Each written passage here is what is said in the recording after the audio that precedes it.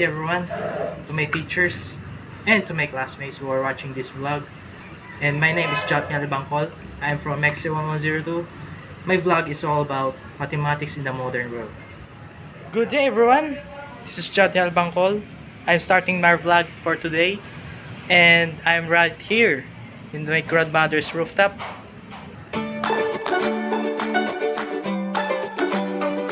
So guys, I'm going downstairs right now because I have so many things to do.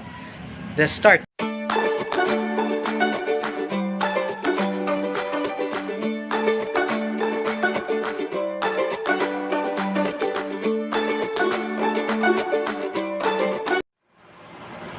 Hello everyone! This vlog is all about mathematics in the modern world. So guys, I would like to ask you some question. What is mathematics? The answer is, mathematics is the science that deals with the logic of shape, quantity, and arrangement. The math is all around us. In everything we do, it is the building block for everything in our lives, including mobile devices, architecture, art, money, engineering, and even sports.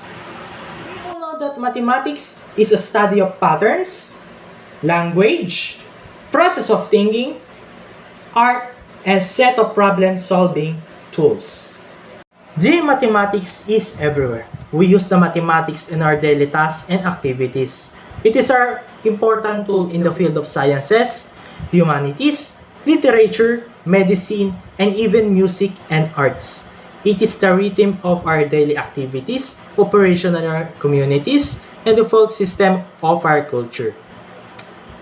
There are some essential rules of mathematics that we did not know. The mathematics help us to take the complex processes and that is naturally occurring in the world around us.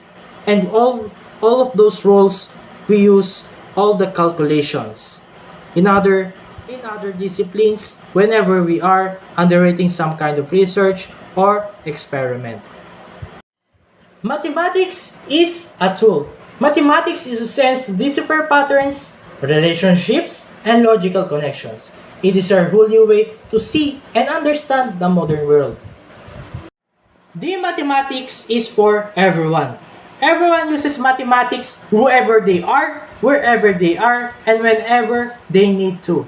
There is mathematics for engineers to build, mathematics for commerce and finance, mathematicians for weather forecasting, mathematicians that is related to health, and mathematicians to harness energy for utilization. In mathematics, there are different kinds of patterns.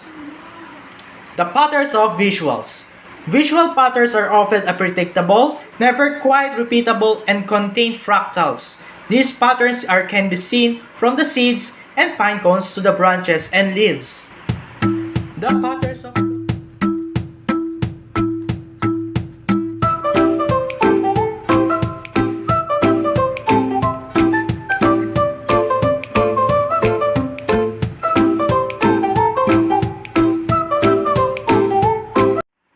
The patterns of flow. The flow of liquids provides an exhaustible supply of nature's patterns. Patterns of flow are usually found in the water, stone, and even in the growth of trees. Patterns of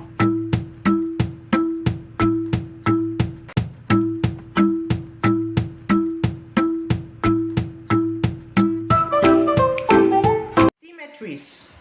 Symmetries has a vital role in pattern formation.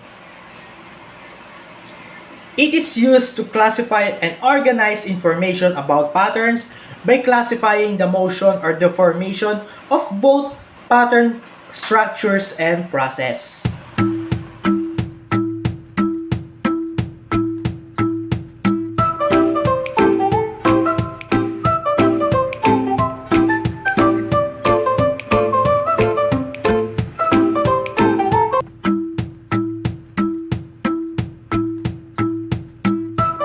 Next is reflection symmetry or flips, sometimes called the symmetry or mirror symmetry, captures a different symmetries when the left of half of a pattern is the same as the right half.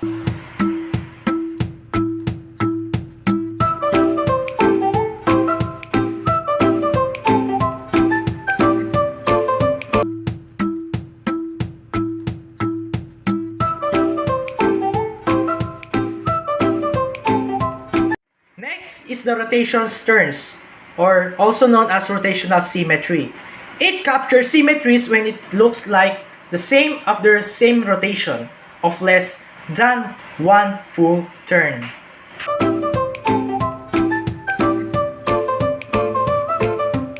Translations or slides. This is another type of symmetry. Translational symmetry exists on the patterns that we see in the nature and in the main man objects.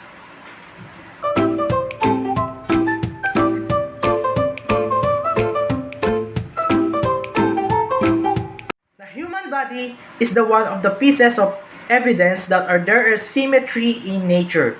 Our body exhibits bilaterally. It can be divided into two identical halves. Next is animal movement.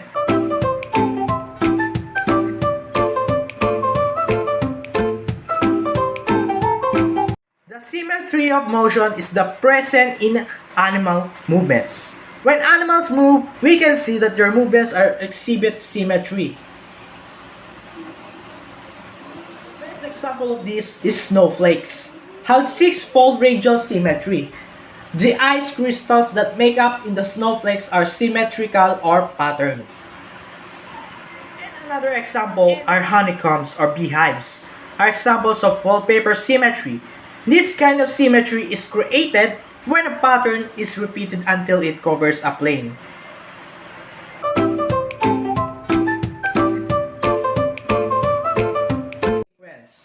In the sequence, there are first term, second term, third term, and fourth term.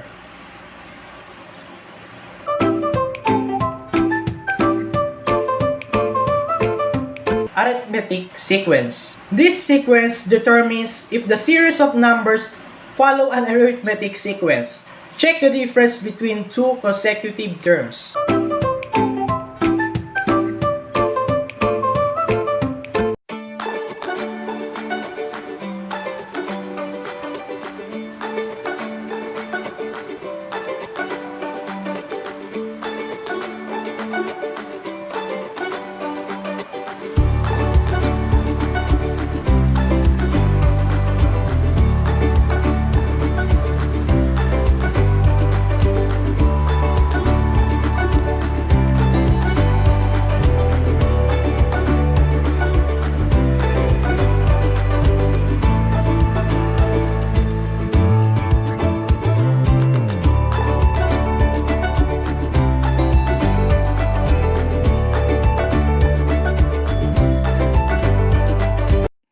That's all, guys. Thank you for watching. Please don't forget to leave a comment down below if you have some questions. And don't forget to like and subscribe our channel. Thank you for watching. And Merry Christmas!